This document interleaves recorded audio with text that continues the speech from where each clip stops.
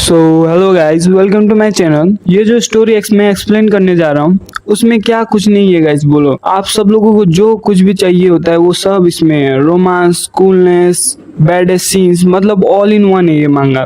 तो गाइज एक प्रॉब्लम ये है कि ये मेरी फर्स्ट वीडियो होने के कारण मेरे पास ज़्यादा एक्सपीरियंस नहीं है। तो कुछ भी आप सब लोगों को अगर गलत लगे या मेरी वीडियो में मतलब कुछ मैं और ज़्यादा अच्छा कर सकता हूँ तो मुझे कमेंट सेक्शन में ज़रूर सजेस्ट कीजिएगा ताकि मैं खुद को इम्प्रूव कर सकूं।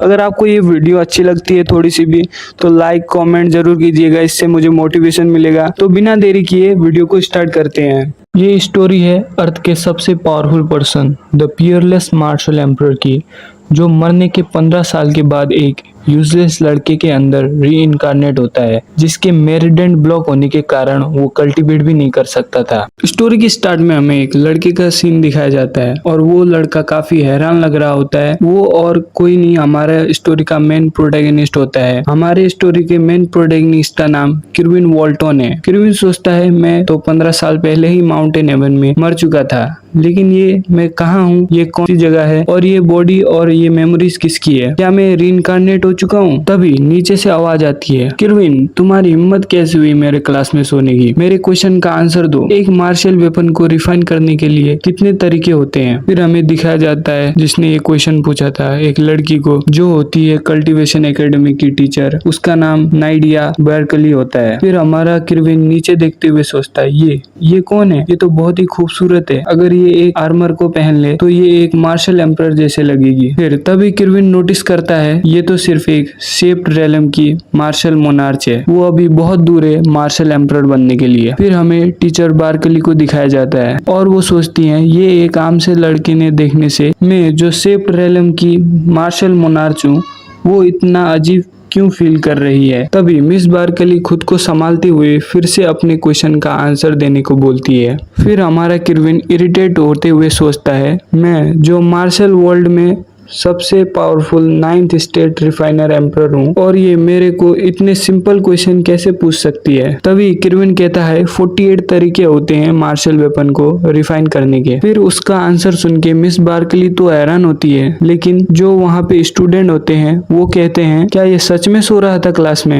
इसका आंसर तो क्लियरली बुक में लिखा गया है। हाँ, हम क्या ही एक्सपेक्ट कर सकते हैं ऐसे लड़के से जिसने अपने चक्रा पॉइंट को भी नहीं अनलॉक किया है। तभी एक लड़का हमारे किरविन की इंसल्ट करने के लिए कहता है हे किरविन, तुम अपनी बुक को कभी रीड भी नहीं किया है क्या? यहाँ पे मिस्टर ऑर्बस ने 36 वेज ही लिखे हैं बुक में मार्शल वेपन को रिफाइन करने के। फिर हमारा किरविन इरिटेट होते हुए कहता है वो रॉड हॉर्बस, वो बंदा, उसकी हिम्मत कैसे हुई मैंने बताए गए हुए बाकी 12 मेथड्स का नाम लिखने के लिए। तभी उसकी बात सुनकर बाकी स्टूडेंट हंसते हुए कहते हैं ये बंदा इतना डर चुका है कि कुछ भी बड़बड़ा रहा है। जो मिस्टर ऑर्बस थे वो मिस्टर डिलोन के डिसेबल हैं और उनसे तो कोई मिस्टेक होने से रही। और इस बास्टर्ड की हिम्मत तो देखो, इसने मिस्टर ऑर्बस को उनके पूरे नाम से बुलाया। तभी मिस बार्कली डेस्क पे हाथ मारकर सबको साइलेंस कहती है। तभी फिर मिस बार्कली बताती हैं हमारे जो मार्शल एम्परर थे मिस्टर डिलोन, वो सबसे पावरफुल मार्शल आर्टिस्ट होने के साथ ही 9th स्टेज के रिफाइनर एम्परर भी थे, रिफाइन रेलम के। तो गाइज आप लोग सोच रहे होंगे ये 9th मिस्टर डिलोन है कौन? ये और कोई नहीं, हमारा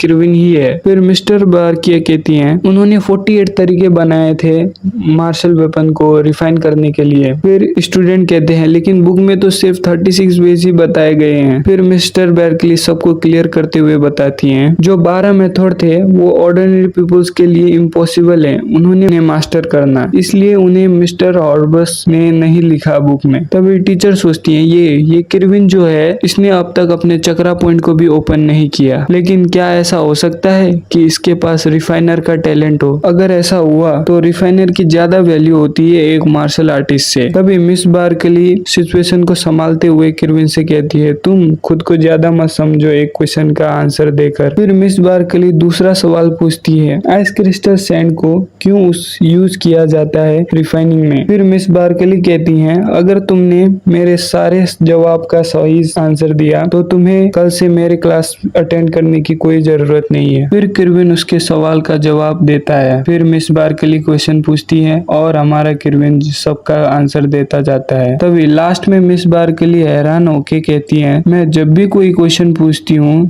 इसके पास सबका एक सिंपलेस्ट जवाब होता है। तभी मिस बार्कली क्लास से जाते हुए कहती है, किरविन क्लास के बाद में मुझसे मिलना, और सभी स्टूडेंट को आज खुद से पढ़ने के लिए कहती हैं। पूरी क्लास ही ये देख के हैरान होती है। और फिर किरविन भी क्लास से जाते हुए कहता है, अब मुझे नहीं लगता कि मुझे आपसे ये क्लास लेने की जरूरत है। तभी स्टूडेंट कहने लगते हैं, ये किरविन कब से इतना इंटेलिजेंट बन गया। तभी एक बंदा कहता है, तुम लोगों को पता था क्या किरविन एक रिफाइनर जीनियस है। तभी एक दूसरा लड़का कहता है, ज्यादा हाई डिमांड होती है एक मार्शल आर्टिस्ट से, और इसने तो अपने चक्रा पॉइंट को भी ओपन नहीं किया, ये कैसे रिफाइनर जीनियस बन सकता है। तभी सारे स्टूडेंट क्लास में सिर्फ किरविन की ही बात कर रहे होते हैं। तभी हमें गिलवांडा नाम की सिटी का कैपिटल दिखाया जाता है, जहाँ पे हमारा किरविन भी होता है। और किरविन अपने मन में कहता है, वो नासमझ डिसाइबल रॉड हॉर्बी वो यहाँ का बेस्ट रिफाइनर है। अभी वो ये कह ही रहा था है, लेकिन तभी उसकी नजर एक स्टैचू पर जाती है। क्या ये हॉर्बी ने मेरे लिए बनाया है। फिर हमारा सीन शिफ्ट होता है गिलवांडा के सिटी कैपिटल के रिफाइनर टावर में। फिर किरविन कहता है, आखिर मैं पहुंच ही गया। ये बॉडी बहुत ही वीक है,